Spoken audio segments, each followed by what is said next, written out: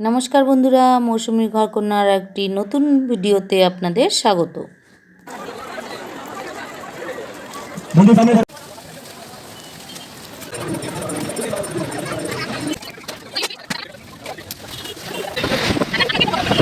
এখন যাব সি বিচে। এখন দারুণ হাওয়া, বসে থাকা যায় না, উড়িয়ে নেওয়ার মতো হাওয়া, সারাদিনই হাওয়া, রুমেও হাওয়া, দোতলার উপরে তিনতলার উপরে প্রচণ্ড হাওয়া।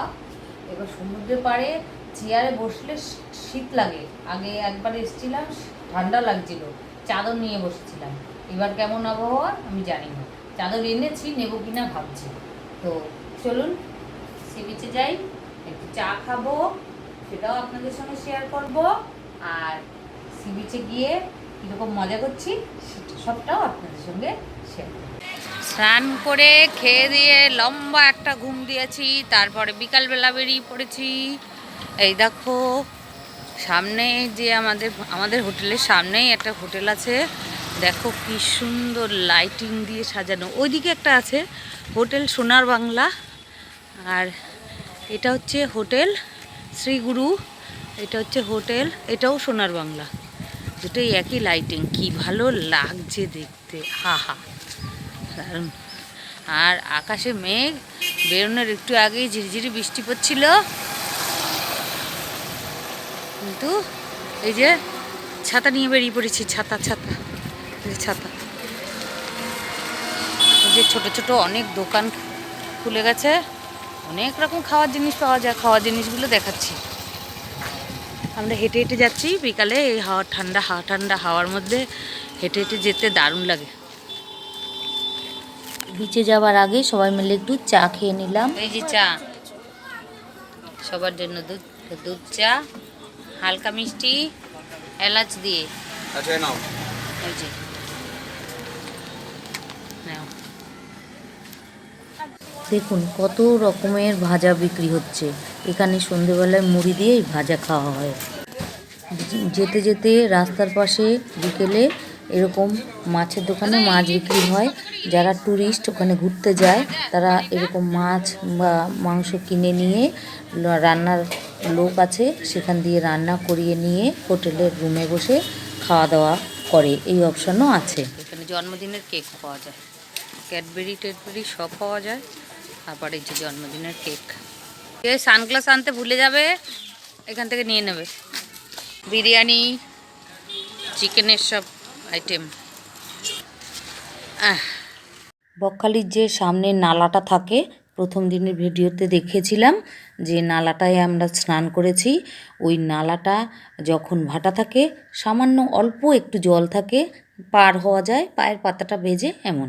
সেই নালাটা পার করে বিশাল বিস্তীর্ণ বালিয়াড়ি, তারপরে সমুদ্র। তো যেদিন জোয়ার থাকে ওই নালাটা পার করে বালিয়াড়ি পার করে তারপরে সমুদ্রে যেতে হয়। ভয়ে আর যাইনি। প্রথম একবার যখন এসেছিলাম তখন ওই সমুদ্রে গিয়ে স্নান করেছিলাম, কিন্তু এবার তো একটু বয়সও হয়েছে, আর আমি একা, কর্তামশাই তো বসে আছে, স্নান করবে না। তো আরও অনেকে ছিল, কিন্তু একজনের হাত ধরে তো যেতে হয়, আর সামনের নালাটাই বুক পর্যন্ত জল হয়ে গেছে, তাই পার করে আর যেতে সাহস পাইনি। এখন বিকেলে এসেছি, নালাটা পার করে, নালাটা একদম পায়ের পাতা ডুবে এইটুকু জল, এখন ভাটা তো। তো ওই বালিয়াড়ি পার হয়ে দেখুন এই যে সমুদ্রের কাছে চলে এসেছি। তো সন্ধ্যা হয়ে গেছে, পুলিশ যে গার্ডের লোকরা আছে তারা বাঁশি বাজিয়ে সবাইকে এখান থেকে ফেরত পাঠিয়ে দিচ্ছে। তো আমি একটু হাত দেখিয়ে বললাম আমি একটু ছবি তুলবো, তো ওর জন্য আমাকে আর কিছু বলেনি। দেখুন এই যে সবাইকে আস্তে আস্তে ওরা বাঁশি বাজিয়ে মানে পাড়ের দিকে পাঠিয়ে দিচ্ছে। সন্ধ্যার পরে এই জায়গাটায় আর থাকা যায় না, কারণ অনেকটা পার হয়ে তারপর সমুদ্রের কাছে আসতে হয়। অন্ধকার হয়ে গেলে এখানে আসলে বিপদ হলে কেউ খুঁজেই পাবে না। তাই আমার সবচেয়ে ভালো ডিসিশন হচ্ছে ওই জোয়ারের সময় নালাটা না পার করাই ভালো। দুটো নালা এক হয়ে গিয়ে বুক পর্যন্ত জল হয়ে যায়। দেখুন দেখালাম তো, এখন তো ভাটা, তাও বিশাল ঢেউ। আর দীঘায় না গিয়েও বকখালির এই সমুদ্রে আসলে আপনাদের মন প্রাণ জড়িয়ে যাবে। দীঘায় তো এখন নানান রকম বিপদ আপদ হচ্ছে, কিন্তু বকখালিতে সি বিচ অনেক চওড়া, আর এই নালাটায় বসে যদি আপনারা স্নান করেন কোনো বিপদ হবে না। ওই পার হলে যদি একটু ভয় থাকে যে যদি একটু জোয়ার আসে, আর তখন ফিরছি আর আকাশের তখন সূর্যাস্ত হলো সবে, আকাশের কালার দেখুন কালো হলুদ, আর এই জায়গাটায় দেখুন একটু জল জমে আছে, পুরো হ্রদের মতো লাগছে দেখতে। এই জলটা আর বেরোতে পারেনি, আবার যখন জোয়ার আসবে এই জলটা একত্রিত হয়ে যাবে। আর নালাটার মধ্যে এমন স্রোত, আপনি জুতো টুতো কিছু ফেললে না যখন ভাটা থাকে, সেই স্রোতের টানে আমরা যেখানে বসেছি বাঁ দিক থেকে ডান দিকে নিয়ে যায়, এত মানে ওই নালাটা। আর জোয়ারের সময় তো বিশাল জল, সে তো দেখিয়েছি। তো হোটেলে ওই হেঁটে হেঁটে যাচ্ছি আমি, আর দেখুন চারিদিকে লাইট জ্বলে গেছে, ওই বিচের ওখানে নানান রকম দোকান বসেছে। এখন দেখুন আকাশের কালারটা মানে 10 মিনিট অন্তর অন্তর আকাশের কালার চেঞ্জ হয়ে যাচ্ছে, চারিদিকে লাইট জ্বলছে, নানান রকম দোকান বসেছে, কত রকমের খাবার, নানান রকম মাছ ভাজা, তারপরে মাছ ওরা আপনি চয়েস করলে ওরা কেটে ধুয়ে ভেজে দেবে, কাঁকড়া, ইলিশ মাছ, তারপরে ওই যে পাপড়ি চাট, ফুচকা, আলু কাবলি, ঘুগনি, ঝালমুড়ি, আইসক্রিম, নানান রকম খাবার বিক্রি হচ্ছে। তো আমরা সবাই ওইখানে ওই সমুদ্রের পাড়ে চেয়ার ভাড়া পাওয়া যায়, একটা চেয়ারে আপনি যদি বসেন 1 ঘন্টায় 20 টাকা দিতে হবে। তো চেয়ারে সবাই চেয়ার পেতে বসে পড়েছিলাম। আর আরেকবার প্রথমবার যখন গেছিলাম তখন ওই বকখালির ওই চেয়ারে বসে শীত লাগছিল। দেখুন কী সুন্দর জামা কাপড়, এই যে এই কুর্তিগুলো খুব সুন্দর অল্প বয়সী মেয়েরা পরে। আর এইখানে এই যে দেখুন এই যে হাসছে, এই টেডিটা খুব সুন্দর লাগে দেখতে।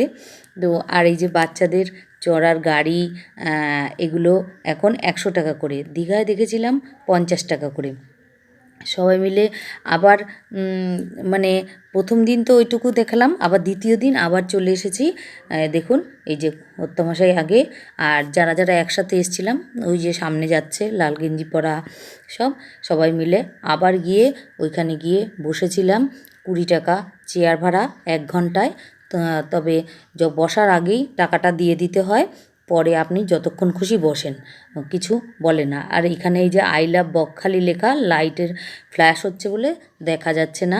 আর দোকানে কত রকমের জামা কাপড়, বা আপনি যদি সমুদ্রে স্নানের ড্রেস যদি না কেনেন তো এখানেও ড্রেস পাওয়া যায়। এখানে দেখুন এই যে কত রকমের ভাজা বিক্রি হচ্ছে, এই যে কাঠের জালে ভাজা তৈরি করে বিক্রি হয়, মুড়ি দিয়ে খাওয়া হয় সন্ধেবেলায়। আবারও কত রকমের দেখুন মাছ।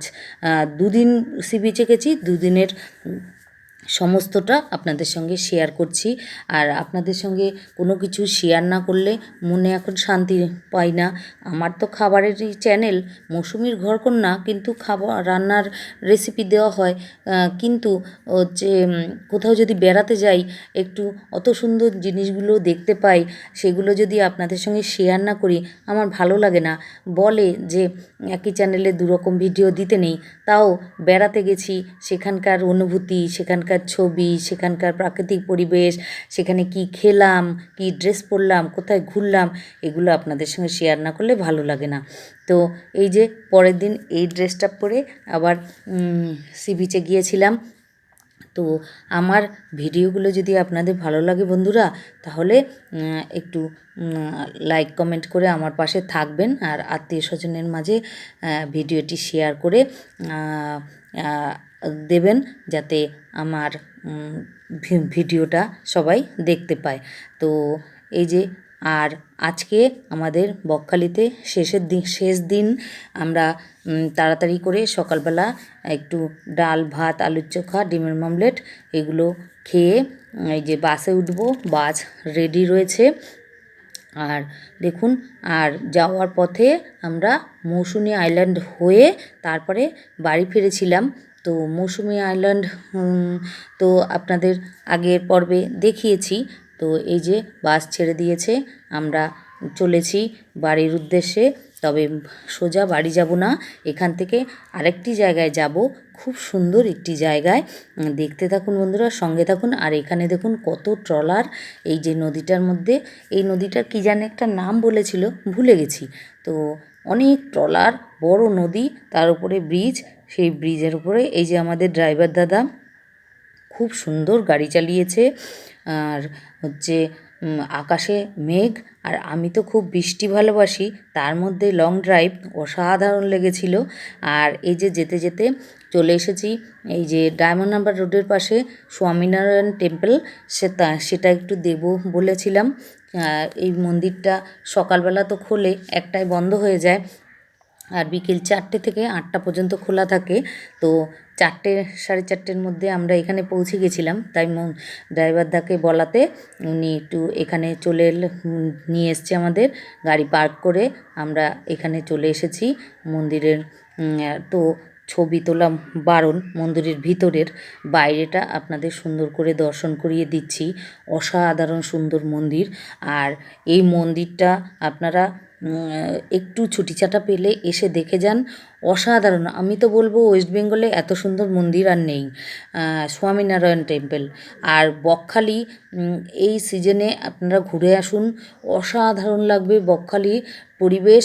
সেই দীঘায় প্রথম দিকের দীঘা যেরকম ছিল, এখন তো কংক্রিটের দালান, বিশাল গরম দীঘায়, ঠান্ডা একটু পাওয়া যায় না। খালি জগন্নাথ দেবের মাসির বাড়ির ঘাটে একটু ঠান্ডা হাওয়া পাওয়া যায়। তো এবার দীঘায় না গিয়ে আপনারা বকখালি আসুন। বকখালিতে সুন্দর, অসাধারণ সুন্দর ওয়েদার, আবহাওয়া, সমুদ্রের পাড়ের হাওয়া অসাধারণ। এইরকম দীঘার মতো ওই রকম গরম নেই। হোটেলেও দারুণ হাওয়া, দোতলায় যদি থাকেন তো বিশাল হাওয়া, আপনার এসি লাগবে না, আপনার ফ্যানেই হয়ে যাবে। অসাধারণ সুন্দর। আর খাওয়া থাকা অনেক খরচ কম। দীঘায় তো অল্প দামে পাওয়াও যায়, কিন্তু বকখালিতে আমরা যে রুমে ছিলাম সেই রুমের ভাড়া 400 থেকে 500 টাকা। তো আমরা তো লোক মারফত গেছি, তা সে তো আর আমাদের কাছ থেকে ওই ভাড়া নেবে না, সে একটু বেশিই নিয়েছে, কিন্তু আমরা যখন জিজ্ঞেস করলাম তখন ওই ভাড়া। এই গল্প করতে করতে দেখুন আমি স্বামীনারায়ণ টেম্পল আপনাকে চারিদিকটা দেখিয়ে নিলাম। আর ভিতরে প্রবেশ করেছিলাম, এই যে এই সাইডটা দিয়ে দেখুন সবাই নামছে, ওখান দিয়ে নেমে গর্ভগৃহে প্রবেশ করে তারপরে বাদিক দিয়ে প্রবেশ করতে হয়। আর মূল মন্দিরের সামনে দিয়ে ছবি তোলা বারণ আছে, সাইড দিয়ে আপনি যত ছবি নিতে পারেন নিন। তো গর্ভগৃহে মানে মন্দিরের ভিতরে সিঁড়িতে পা দেওয়া পর্যন্ত ক্যামেরা অ্যালাউ নেই, তার জন্য ভিতরটা দেখানো যায় না। আপনারা আসুন, আসলে পরে দেখতে পাবেন অসাধারণ মন্দির, মানে বলে বোঝা যাবে না, এত সুন্দর কারুকাজ। আর স্বামীনারায়ণ টেম্পলের আমার আগেও এসেছিলাম আমি, সেই ভিডিওও আছে। 1 বছর আগে আবার এলাম সন্ধ্যার দিকে, তখন সকালে এসেছিলাম। তো এইবার দেখুন এই যে কলকাতায় পৌঁছে গেছি। কলকাতায় রাত হয়ে গেছে, এবার সেই সকালে খেয়ে বেরিয়েছি, সবার পেটে ছুঁচো দৌড়াচ্ছে। সবাই বলছি ড্রাইভারদা একটু জায়গা দেখে দাঁড়ান, আমরা একটু কিছু খাওয়া দাওয়া করে নেব। তো উনি ফিরছে, সারা কলকাতা ঘুরে ঘুরে ফেরা হচ্ছে। তো উনিও মজা করছে, সারা কলকাতা আপনাদের দেখিয়ে দিচ্ছি। আর সেই কলকাতায় একটা জোড়া বিল্ডিং আছে না, উপরে বড় সুইমিং পুল, সেইখানটায় সেটা দেখলাম। দেখুন এই যে আপনাদের সঙ্গে শেয়ার করলাম। তো এইবার উনি বললেন দাঁড়ান, এয়ারপোর্টের সামনে একটা ধাবার মতো আছে, ওইখানে উনি নিয়ে যাবেন বললেন। তার জন্য আমরা সবাই বসে আছি, খিদেতে প্রাণ হতো। এখন প্রায় রাত 8:30 বাজে। তো এই যে দেখুন সাইড দিয়ে, আমরা তো ফ্লাইওভারের উপরে, আর এই নিচ দিয়ে গাড়িগুলো যাচ্ছে, কত সুন্দর লাগছে দেখতে। রাতের কলকাতা অসাধারণ। আহা তুমি সুন্দরী কত কলকাতা। এই যে সেই জোড়া বিল্ডিং, এই বিল্ডিংয়ের উপরে সুইমিং পুল আছে, দিনের বেলা দারুণ লাগে, রাতেও ভালো লাগে, লাইটিং দেওয়া। আর এই যে এই বিল্ডিংটার যে কী জানি নাম, যাই হোক আপনারা তো সবাই জানেন, আপনারা যারা কলকাতায় থাকেন। তো এই যে ফ্লাইওভারের উপর দিয়ে নিচটা দেখতে কত সুন্দর।